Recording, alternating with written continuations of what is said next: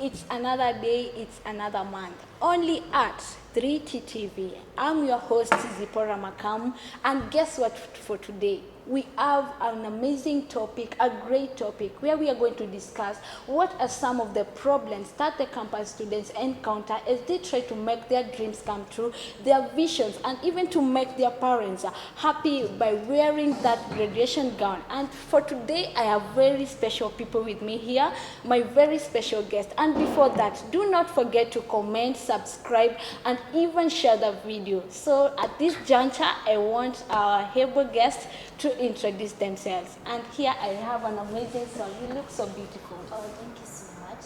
Sarafina Msioki, a student at Mount Kenya University.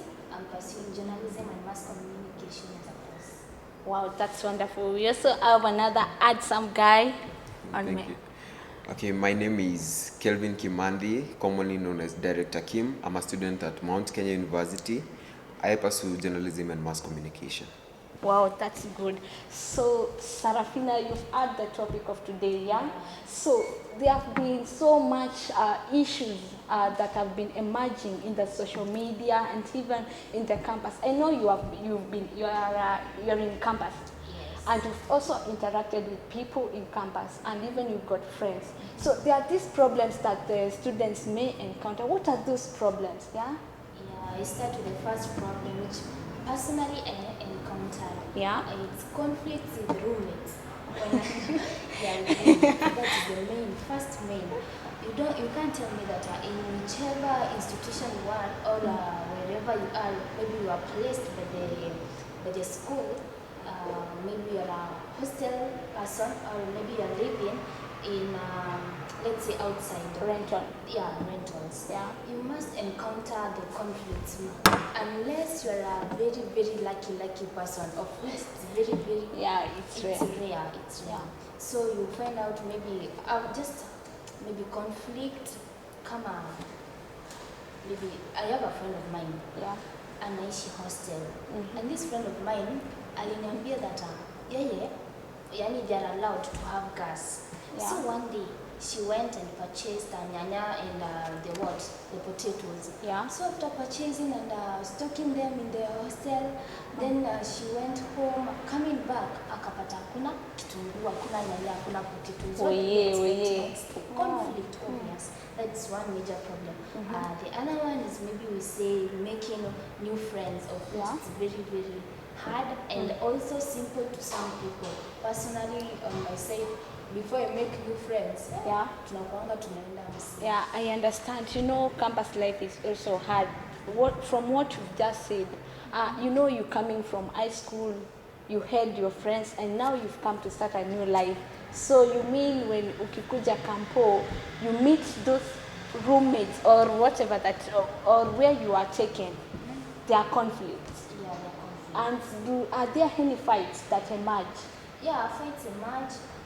You can end up grabbing each other, mnatoana tunamdamu hapo, yes. Oh my God. Fights. So, Director Kim, Sarafina ametuambia, when you come to campus, there are those conflicts that emerge. Unajua huko kwa boys, you can tell us what happens. Maybe there are those conflicts. Are there any conflicts when maybe you are a first year, you come, you don't know those people?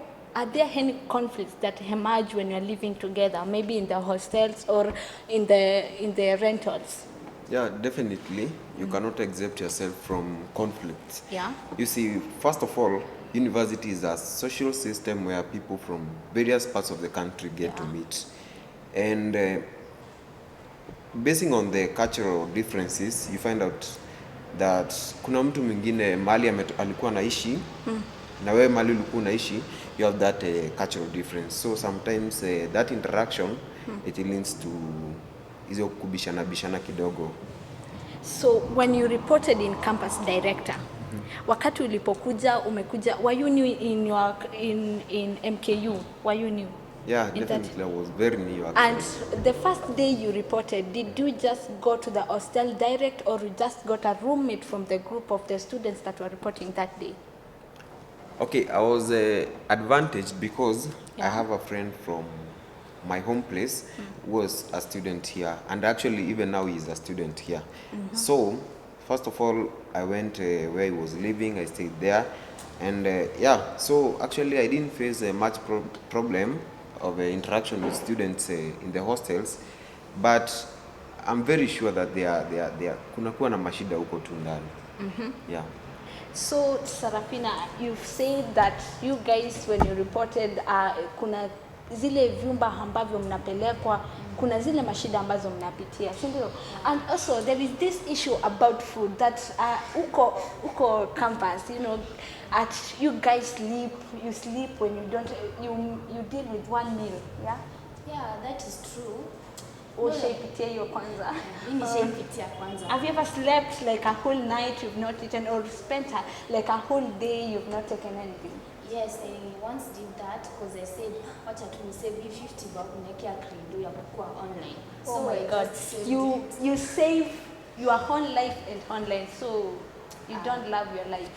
I love my life I love my life because I saved it for online because I had some things to do online. At that time, sikuwa nimepata Wi-Fi and so on. So I stopped a meal. And actually, after doing my own findings, I found out that comrades were unique. Unapata mtu anakaa live all the way from morning to evening. Kumbe ana lunch ana supper. Some mostly do that. So you mean those guys wenye tulikuwa tunawaita maybe you people call them the bookwormers. You know, bookwormer huko library, you mean those people lack food, maybe hana food. Okay, so maybe they lack food. I'm saying majority. Few go there to study and do research, but most of them they go maybe to keep themselves busy. Maybe in their roommates who can food, and then I want food. So director, another question to you. You know, there's this money that comes from the government, the help. Sasa, why do you like, mbona mtu asitumie hiyo pesa yenye inatoka kwa government? Because I have also my siblings, I got friends who are in campus. So you get like 20k, why can't you budget for that money? Okay, first of all, let me give an advice to students. Yeah. Most students wakipata pesa, they help money, they misuse the money. By the time wanaita sherehe. Hizo vitu wanaita sherehe, that's where they misuse that money. If kuna mtu angepata chance a budget for that money very well, I'm pretty sure that huyo mtu atafanya kitu inaeleweka. Na hatakuwa na mashida. That's why utapata mwingine anasema niko na shida ya pesa, mwingine hana shida ya pesa. That's where the difference comes in. Ile budgeting na zile raha mingi watu wako nazo. So hizo ndo. So you mean the campus guys like ni raha mingi ndo inafanya mtu atalale njaa? Yeah, actually hiyo term nimetumia sherehe. That sherehe. Hiyo ndo shida. Hapo ndo shida inatoka. You misuse all the money, hapo mmenunua pombe and all those other things. Unasahau kuna kitu muhimu bado hujanunua. Na wengine wanapiga luku na hiyo pesa. Yeah, na luku by the way, hebu nikwambie kwa hii life kama unataka maisha poa, wewe tu usikimbilie vitu. Unaona? Wait for your time my friend. Utaajiriwa na utavaa hizo nguo expensive unataka. Sasa una provideiwa na mzazi, you see? So hiyo ndio kitu comrade waelewi. Sasa vaa tu vile unaweza kulingana na mahali umetoka. Utapatana na mtu, you see in campus tuko watu tofauti as I had said. Yeah. Kuna mtu babake ni governor, kuna mtu babake ni senator, you see? Yeah. Na wewe umetoka from a humble background, umepata help, unataka kuvaa zile nguo anavaa.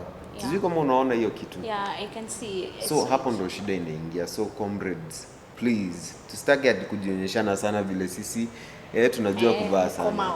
Mkoma pro kwa kupiga luku. Yeah, wacha hiyo luku itakuja time yake by the way. That's kwanza what watu wasome. You mean people they study. Yeah, unaona ile siku utapata hiyo payslip. Upate tu unapata do yako. Hiyo siku hata ukivaa kiatu gani ya 10k hakuna mtu atakuuliza. Yeah, you said it well. So, Sarafina, wewe ni girl child. And you know, there is this issue about the campus girls. You know, na iko katika kila university. You find that the girls at the age of 19, 20, au madem yani, wanajisikia like mtu unampata they have engaged themselves in dating, and they are dating people who are above their ages in the name of they want money. do you have those friends or you have any idea about mtu akipata hizi pesa ambazo anapewa na maybe mbabas ama maybe mamas, is it about hizo ma problems wanapitia ndo zinawa drive mtu aende akatafute mbabas ama ni nini? What do you think? Okay, about kwenda kutafuta wababas. Yeah. First thing, maybe ukuwe na peer pressure. Under peer pressure, maybe your friends wako na wababas, then you dig yourself in that thing. Yeah. The other thing, maybe you're from a poor background. Sasa you're trying to come up with a way in which you cater for yourself, for your fees, and so engage in our No, why do you cater for yourself by using people that are even old enough to be your father? You know, as a girl, si ukitoka pale kwenu nyumbani, you parent as si unapata hata kuna wengine they come from very rich humble backgrounds and they are still in the same hiyo kitu ya hiyo tamu inatumia ya mamas babas. So is it hizo mashida ambazo we are talking about that zimewapeleka pale wakatafute zile hela? Yeah, naweza sema hizo mashida, na pia unajua kila mtu ako na advice wake different. Maybe you can be of yani in that need, then you come to me, I advise you, nakwambia enda utafute mbabas ata mwenye atakusaidia kumaliza maybe a free balance or maybe to come up with your needs, akumalizia your needs. So give different advisors who can advise us different. So you can't maybe say you like to talk brothers because of so and so. So director, to you again. Umesikia what Sarah has just said about that term that the students have been using, the people in college, the people in the university, about the mamas things, about the babas thing. I know to you guys nimesikia mama wa Haria. Kuna ule umemsave mama wa Haria KAD, mama wa Haria KBC. Hizo matamsi zenye mnatumia sasa. Is it money or the problems that you have been facing, you guys, zenye zimewapeleka mwende mtafute mama wa Haria, KABD, KDD? Is it those problems? Kwanza acha ni join Fina kwa kitu amesema. Kuna kitu inaitwa pia influence. Yeah. Unaona wakati umeingia campus unapatana na mabeshti kutoka kila mahali in Kenya. Every place in Kenya. So unapata kuna watu wana believe in our mama then ama wa baba na wanaenda tu na kuinfluence. You see? So kitu ya kwanza ni kukua influenced easily, then hiyo nyingine ni kukua weak in decision making. Sio lazima mimi kama niko na beshte na akona mamas pia mimi nikuwe na yeye. That doesn't make sense to me. Na hiyo ndo kitu sahi comrade wanafaa waelewe. So tukue strong as in to stand a decision yenye tuko nayo, kila mtu make decision wisely. You see, tumetoka places different. Na mimi hiyo ndo kitu mimi stand nayo.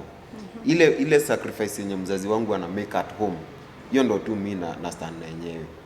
Na mahali maybe serikali inaweza kunisaidia in terms of Okay, can I ask you a question in what you just said? Let's say I'm a guy and then I've come from that humble background, you know, and maybe my parents don't support me well and mimi kijana, then fee pale na nikipata ile hela ya help, obviously tuseme kama campus it will only go 3,000 to my school fees and maybe to my account it comes to 18k, and sasa si mzazi ana ile hela ya maybe kuniboostia ile fee, si mtu ataona ingie maybe atafute mama wa Haria.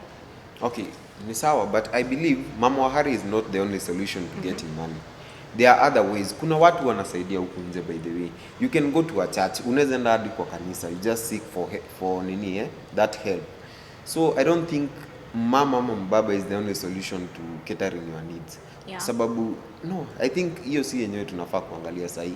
Kuna other places, sources of money, kuna mali mob sana tunaweza toa do. Yeah. So Fina, you've talked about the conflicts that emerge in rooms. Yeah, kuna hii issue about watu wanaishi room moja and then mtu analeta maybe child yake or and you guys have to leave them, ama ile mnasema mtu kupigwa exile, you know, for those is that affecting you, you know? Yeah, it does affect someone negatively. Like I have a friend of mine, ilikuwa at 9 p.m. Then the roommate akaleta chali yake. So this girl alihave kupigwa exile na she never had any place to go. So I had to accommodate her. Yet mimi nilikuwa Na na some tuseme privacy. maybe huyo dem angekuwa na mahali pengine or any other place that she could have gone and maybe it's in an hostel, huyo mtu angelala nje or what could have happened to her? Angetafuta place nyingine ya kulala cause she can't go back to that room. Can you be in a room bali watu wako wawili alafu uko peke yako? Let's say Yeah, I can manage. I close my ears and I put my earphones if I got them. no, but it's kind of, it feels weird. And then about these rooms, you know, you can be placed in a room with a different partner. We have a different mentality. Maybe this partner is a sexually oriented person, Yeah. is maybe a gay, or maybe she is a lesbian. Yeah. So you see, that is a bit of a challenge because maybe you are from a very good spiritual family where you don't encourage such like lesbianism, gayism. So it will be like a fight between this person who is a lesbian and also you who is maybe a Christian. Yeah. So in that way. I now get you. So, director, you've heard what she said about the gayism, about the lesbianism thing. So, what do you think of that thing? Is that affecting maybe the people that are in campus, those people that are in hostels? Is that a problem? Yeah, actually it's a very big challenge sababu you see wakati uliadmitiwa in the university ulipatana na watu tofauti. Maybe wewe hukuna believe in this homosexuality na hizo vitu zote. You didn't believe in them, but at the end of the day, these people, by the way, these people are very convincing. They give you all the reasons mpaka unajaribu kuamini. So if you are not wise enough ama kama you uko na shida ya ku make decision, they will influence you na utaingia into things like gayism and lesbianism. So it's a very big challenge to university students. And maybe you know, for you guys it is gayism. Like the time huyo mtu maybe anakwambia mfanye hicho kitendo, do they convince you with money or what do they tell you? Unajua bedhe, hebu nikwambie, hao watu mimi usema personally wanakuwaga wametumwa na shetani.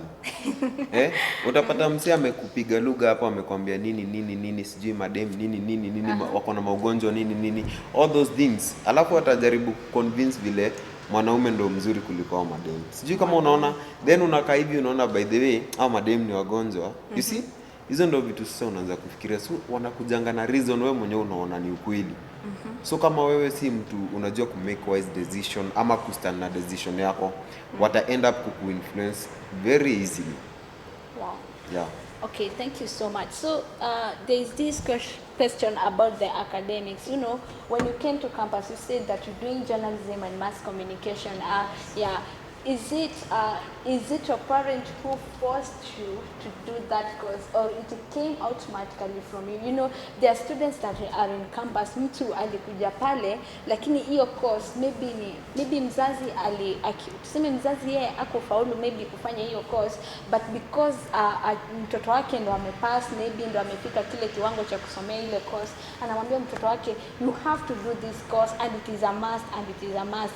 Is that a challenge to the students in campus or in college? It's a very big challenge because personally maybe I had the dream of learning journalism and also becoming a very good journalist. I wasn't forced. Yeah. But I have friends outside there who are forced. Maybe the parent never learned to higher level. Alikuwa anataka maybe kuwa nurse. So the parent goes ahead to force the child to study on nursing.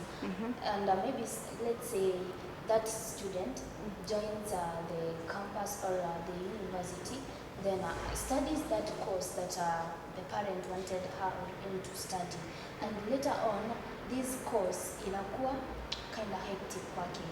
You see, this will automatically drop down maybe the performance level, and also it will cause some how can you call it? Problems to them. Some problems. So let me advise them that when you are going for a course in university, don't follow your parents.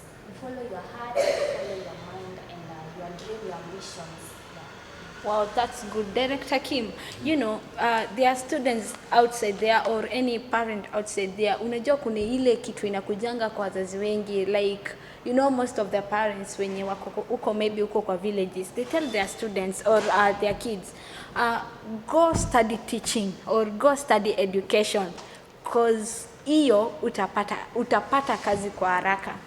And then wewe uko hapo wewe ni director Kim, ushapiga mind, I wanna be a journalist, I wanna be the super journalist, you know. And mzazi yako hapa anasema fanya history Kiswahili, fanya history CRE.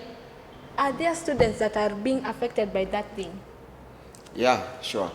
You see, when you get to university, actually there are very many courses in universities. Yeah. And passion counts a lot. Wow. So you see, my parents actually alijua nitafanya journalism. I even guess siko nimeingia high school. You see? So I used to say I want to become a journalist. I want to become a journalist. So hiyo passion ikaenda ikamchange pia mindset yake. Maybe alikuwa na ile course yenye alikuwa ataka nifanye. But with time akaanza kuona ni kweli, so this guy want to become a journalist. So Yeah. wakati nimaliza form 4 hatukuwa na vita na yeye that tunataka kufanya journalism, maybe kuna ile course yenye alikuwa anataka nifanye, you see. So pia I would advise people, wacha wazazi wenu wajue zile course mnataka kufanya ama what your passion is early enough. Ndo ile time itafika you want to choose maybe this course, hata kuinfluence ufanye course yenye yeye mwenyewe anataka. Because ukiforsiwa kufanya course, by the way, masomo sio rahisi university. You have to wake up early, you have to do other stuff. By the way, masomo si rahisi. So kama hauna passion ya kufanya course fulani, definitely hautajituma, hautaamka mapema kufanya hivi, utalala tu. That's why watu wengi wanaingia campus but hawamalizi. So that's the biggest challenge ikifika ni kuchagua course unataka kufanya. Yeah. I think parents should not influence their children sana kwa choice of their courses, but they should give them a chance at least to choose what they want to pursue. Wow, that's amazing. So parents, you've heard of what you should do. Then to Fina again. Yes. Okay, there are certain cultures, tuseme wewe ni Mkorino sasa. Okay, you wear those long dresses, then you come to campus, then you mnapelekwa hostel, maybe you are a first year. Ukipelekwa pale hostel, you meet those people wenye wanavaa nguo short, what, wanafanya zile, ni wale watu wa mapati, masherehe, manini. So is that a challenge to you or to the ladies outside there in college or in campus? Yeah, it's a very, very big challenge. As you have said, maybe you are a new campus student and you are from a different culture, like the Wakorinos, or maybe the Maasais, when you have bangis on a bling. Yeah. Then you go to a room where your partner anatoka from very, very good family. Let me use that name. And the dressing code is very different from yours. You see, this girl yani atakuwa too triggered to influence you on the dressing code. Atakuwa zile za mbona unavanga hivi, huwezi baka student persona. You see, that will be a very, very big problem. And also, you are from a humble background, and then maybe the partner is from another background. The dressing code is a bit different. You will just feel outdated from that person, and itakuwa tu shida. Wow, that's good. So, Director Kim, umesikia about culture. Do you think as a boy child, do culture affect you? Maybe umepelekwa maybe pale hostel, maybe you've rented a house with someone. Unajua kuna wakati mwingine, I had a friend of mine who told me the day alifika alipata hostel imejaa. After amepata hostel imejaa, she met a girl mwingine pia anatafuta nyumba na wajuani. So they had both, watafute nyumba na waanze kuishi pamoja. Do you think culture can affect you, you know, as a boy child? Iwe inawa affect unapoishi pamoja or as you interact maybe? Okay, culture for boy child, okay, it will affect everyone, but for ladies ndio it will affect sana sababu ya hizo vitu na dressing. Unajua sisi kama si trouser tutavaa nini ama short, you see. So range yetu ya zile nguo tutavaa maybe in terms of influenced by the culture, hatuko affected sana, but also culture will influence you in very many ways. Utapata kuna culture wana believe in kutoboa masikio yao, na sisi, for instance, my culture, ukiona mtu ametoboa, it has a meaning. Wow. Ukiona mtu kama Unaweza if you are tuambia hiyo meaning maybe hata sisi. okay, mbona nifiche? Yeah, ukiona mwanaume ametoboa, that guy is probably a gay. So Gay. ukiishi na yeye unajua tu yeye ni gay. Mimi nikiona mtu ametoboa naona hii ni gay. But sasa you see kuna cultures zina believe that hiyo ni urembo, kujiongezea urembo kama mwanaume, that ukitoboa utakaa poa, utakaa fiti. So what end up influence, na ukitoboa, remember the end of the semester utarudi wapi? Nyumbani. Na pia wataanza kuona umebadilika. So I think culture will influence each and every person, but in a different way, either a gentleman or a lady. Wow, that's so amazing. So my people out there, you've heard what our guests have just said. So watu wa mama wa haria, watu wa mbabas, watu wa whatever that you're doing. So be yourself, be contented with what you have. So I want them to say their last word, anything that they want to say at this juncture, they can just tell the people right now. We'll start with Fina. Okay, what I want to say to my viewers is that whichever problem maybe you're a student out there you're encountering, just communicate. Learn to communicate your problem as early as possible. There is always people out there who will hear your problem, and also organizations which can help you more. Kutafuta mama haria, babas, or maybe committing other things, theft or robbery is not the only solution.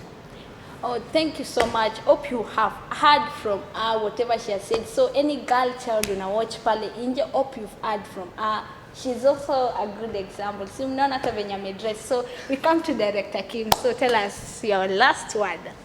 Okay, my last one to guys, na sana sana maboys uko nje wasiman. Unaona hawa mama, hawa si the only solution to alleviate that poverty ama ile shida uko nayo. Kuna places mob sana, unaweza enda church, unaweza enda any places mingi sana za kupata do.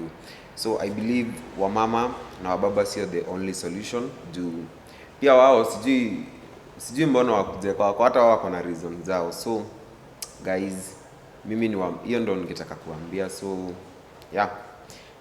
Oh, thank you so much. So you people, you've advised them, but you've left one thing behind. Maybe kuna mtu ako pale ana coach, angependa pia to get more from you, to know more about you. So where can they get you? Okay, to know more about me, find me at our Facebook page, Sarafina Karish, and also on TikTok, Finas568. Uko sure uta reply to TikTok? Uta reply according to the way you send your message, and you can reply easily. Okay, thank you so much. Director Kim, to you. Okay guys, so you can find me on Facebook at Kelvin Kimandi. You can find me on Instagram at Anka Kelvin Kimandi. You can find me on Twitter at Director Kim. So yeah, social media handles zote mimi niko. Na ukinikujia nitakureply sababu at the end of the day we need to talk the truth na tusaidiane huko nje. Wow, thank you so much to our able guest. It's a great honor to have you. May God bless you, and even to our dear viewers. Hope you've gotten a word. Usikue pale umejisumbua. You've seen yourself, you're so down, you've got depression. You're there, we've got people that can help you. They've given you their social media platforms, and also you can get them from there. You can also find me at Zipporah Fever at Facebook, and even Gilbert Zipporah at Instagram, at TikTok, Zipporah 395. Do not get there and maybe upotele tu pale, and we've got people that can help you. We are here for you. Thank you so much. You can comment, you can ask any questions that you want. Share the video, like, and do not forget to invite a friend. Thank you so much. Let's meet again only here at 3TTV.